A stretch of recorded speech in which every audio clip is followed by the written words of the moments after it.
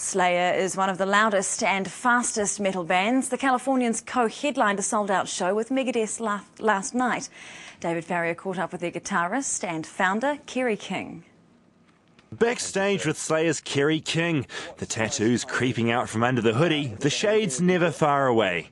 Did you ever imagine when you were 19 that you'd still be doing it and loving it? Well, the cockiness when you're 19 says yeah, but realistically, I mean, I look back from time to time and, you know, see the cool places I get to go to, and you think, man, I've been doing this for a fuck of a long time. 28 years penning thrash classics like Angel of Death and Rain and Blood, and a new one which features a kitten.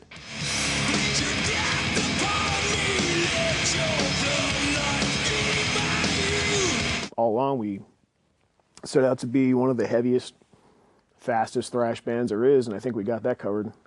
But I think that's what the fans dig about us, because we're like a thrash version of AC/DC.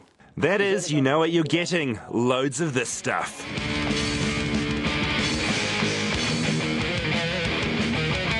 Many are offended by it. India famously got annoyed with their record Christ Illusion, so much so record label EMI had all the stock destroyed.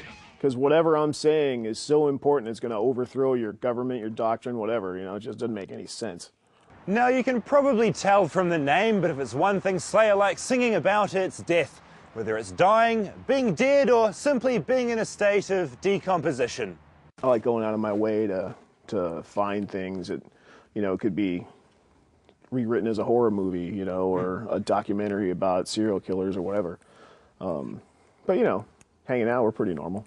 And hanging out with Kerry King, he was pretty normal. He had a cough, had a bit of a yawn. Oh, sorry, that's the plane talking. And was just happy to be here with another band that likes death called Megadeth.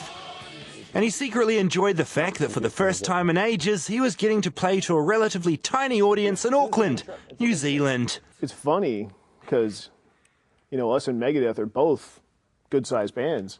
And to have both of us in a venue this size is kind of bizarre. Bizarre, but then these guys wrote a song called Criminally Insane, so it kind of makes sense. David Farrier, 3 News!